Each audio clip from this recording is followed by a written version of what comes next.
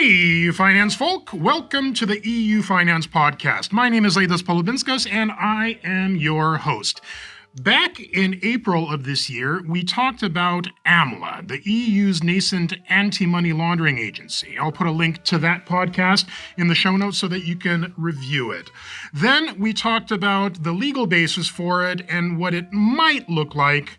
Well, AMLA is here, brand spanking new. So I have asked Olivier Salles, the executive director of AMLA, and Vincent Schön from AMLA's communication team to come chat with me to get us in on the ground floor and see what's happened in the meantime and what's coming up in the near term. Olivier, Vincent, welcome to the podcast. Good morning. Thank you. Okay, we're going to jump right into it. What exactly is AMLA? Tell us more about it. AMLA is a new EU body with its own staff and budget and its own structure. And it will start operating in the few coming weeks through a progressive intake. It will reach its cruising regime in 27 when its full powers will start to kick in. The main role of AMLA is to implement this new package, which we call the AML package.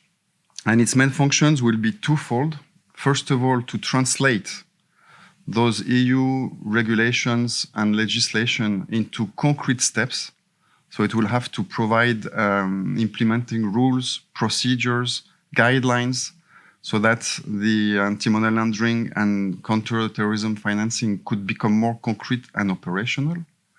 And two, it will have also the power to control directly some companies, what we call some obliged entities, which will be selected a bit later and will be considered as potentially risky.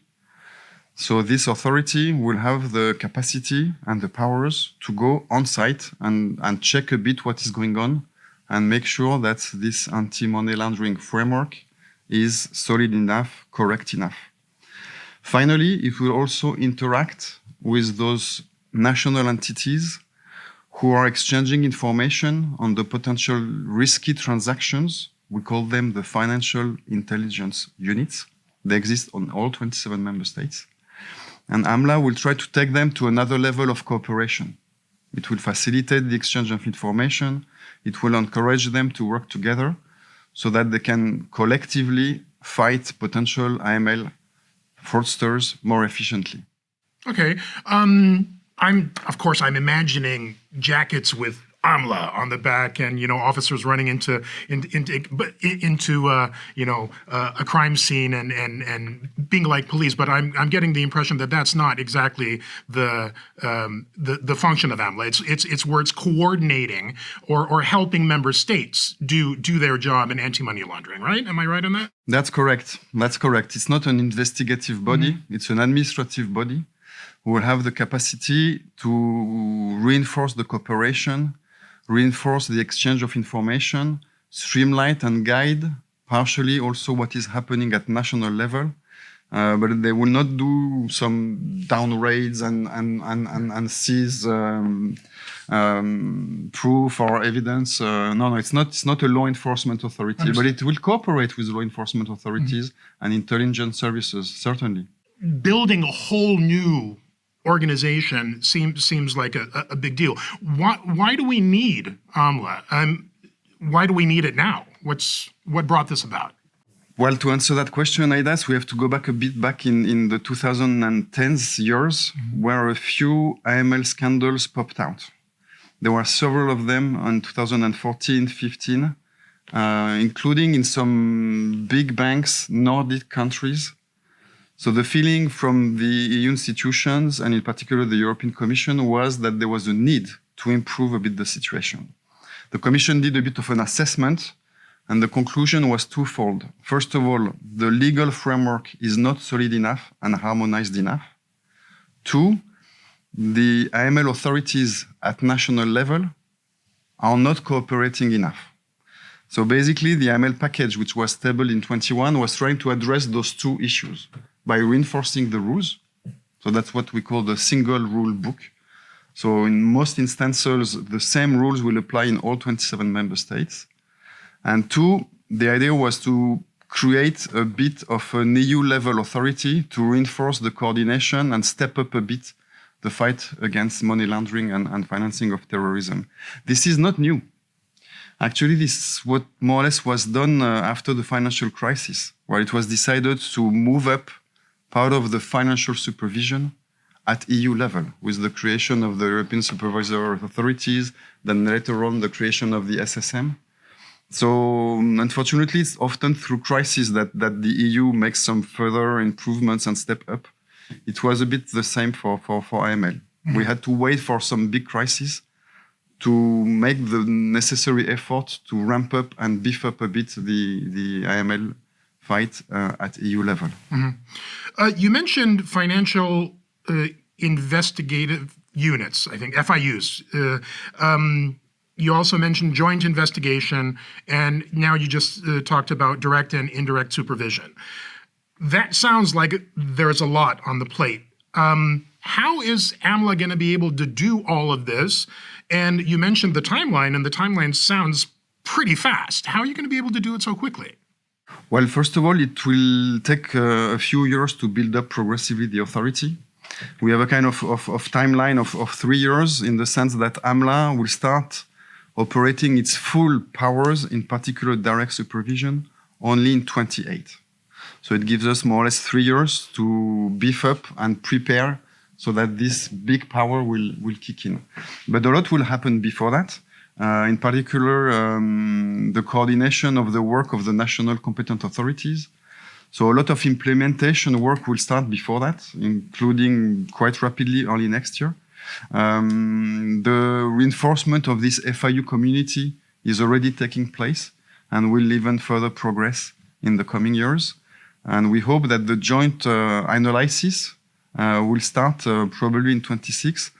Just 2 words about those joint analyses. It will be the opportunity for those FIUs to exchange information on potential frauds and suspects and work together so that the potential scams and frauds would be better identified, especially in their cross-border dimension. Mm-hmm.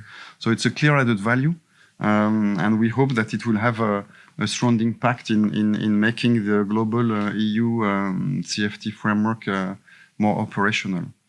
In concrete terms, we have a team here in the Commission of more or less 15 people, mm-hmm. and our daily job is to beef up the authority concretely. So we are trying to create some infrastructure in terms of IT platforms, in terms of security. We are negotiating a lease agreement to occupy a new prestigious building, the Messe Tower, as from early next year, probably February. We are working daily with the member states, with the national competent authorities, to start aligning and preparing a bit those implementing rules which will make this single rule book palatable and concrete. And more importantly, we are starting to recruit staff. Before I get to my next question, you mentioned a tower. Is that in Brussels or is that somewhere else? Oh, no, of course. We should have said that from the beginning. Parliament and Council have decided earlier this year, in February, after a kind of selection procedure, beauty contest, that AMLA will have its seat in Frankfurt. Mine. Frankfurt, mine. So that's where we are moving every now and then. We go there almost every second week. We work a lot with the German authorities who are committed to assist in the creation of the authority. Mm-hmm. And the staff we will be recruiting will work in Frankfurt in this big, famous, prestigious tower called the Messe Tower in the Messe area. Got it. Vincent, let me turn to you. So AMLA needs to be fully operational by 2028. Correct. How are you going to ensure that you're going to have all the necessary human resources, the people working from A to Z? I mean, it sounds like it's going to be quite a project to get that many people working by then. What types of profiles are you looking for to populate this agency or authority? Like you said, we have a few years' time, so this is not a immediate short-term project. The recruiting is going on a mid to long-term basis. So we have until 2027 to hire the 432 profiles and jobs that AMLA will need. Currently now, end of 2024, we have our first employee. And we'll have the next dozen or so coming in the coming weeks and months in Frankfurt directly then. And like you said, there are so many different topics we need to cover. We can focus on the more AML-related profiles. People who have supervisory experience will be necessary. People with a legal background will be key in our first hiring steps. But we also have all the what we call horizontal or administrative positions. Everything from HR, which is a key topic at the moment. Probably one of the first people you're going to need to hire is HR to hire more people. Definitely. Exactly. So we're recruiting the recruiters, as we like to say. And here we're also very lucky that we have the support of the European Commission and other agencies. We have two staff members on an exchange program, for example.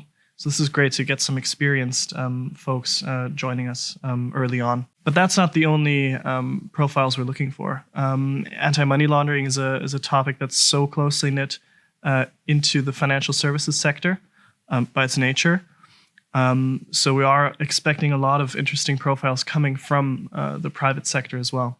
Another type of profile we'll need is also data analyst and data scientist, because the data dimension will be important for the cooperation between the competent authorities and the FIUs.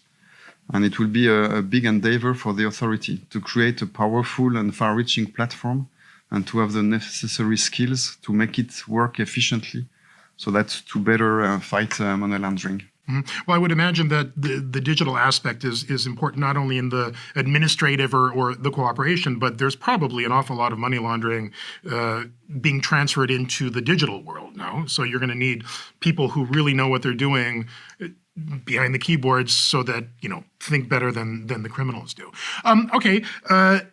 If somebody has the dream to work for AMLA and has a legal background, a financial background, or even just the normal run-of-the-mill agency stuff or communications or whatever, how do they get in? How do they find out more information about how to get a job with AMLA? How do they apply? What are the steps? That's a really good question, and there's a very clear answer to that.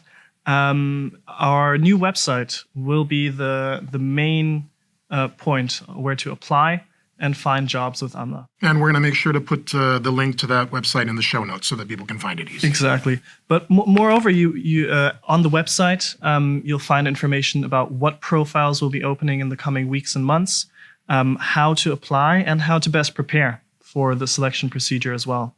By the time this podcast is out, we'll also have what we like to call a job alert newsletter on the website.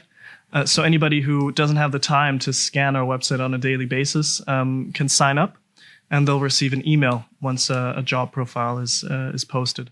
On the other hand, we also want to reach people who don't want to sign up to a newsletter and don't want to check our website every single day. So we opened our LinkedIn account a few weeks ago. It's been super successful. I think we had 10,000 followers in the first 24 hours. Now it's closer to 20. So that hopefully will help people see once we post our job profiles and job descriptions on LinkedIn as well. Well, it sounds like you guys are on the ball. I mean, lots of work to do, not all that much time to do it, but it seems like you're really steaming ahead. So, gentlemen, thank you so much for coming to the pod and giving me and the listeners extra information about AMLA, and especially for the information about how people can get a job there, because everybody else, if I didn't have this podcast, I'd be applying. So thank you very much for coming. Thank you, Aidas. Thank you.